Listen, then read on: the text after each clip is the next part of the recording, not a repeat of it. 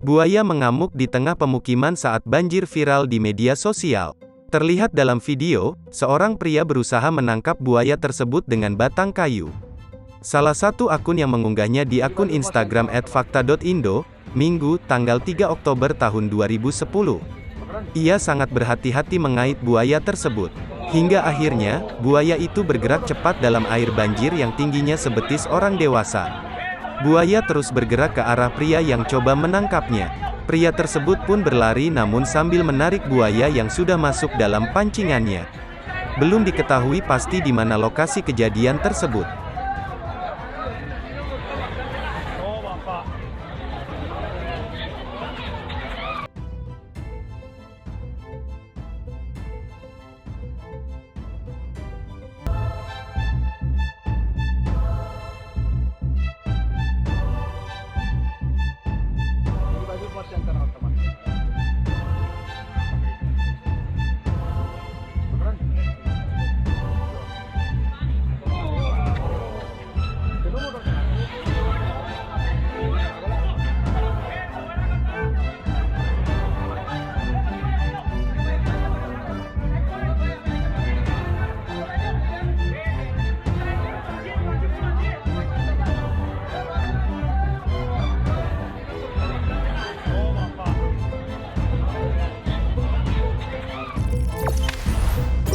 Jangan lupa subscribe, share, komen, dan like ya.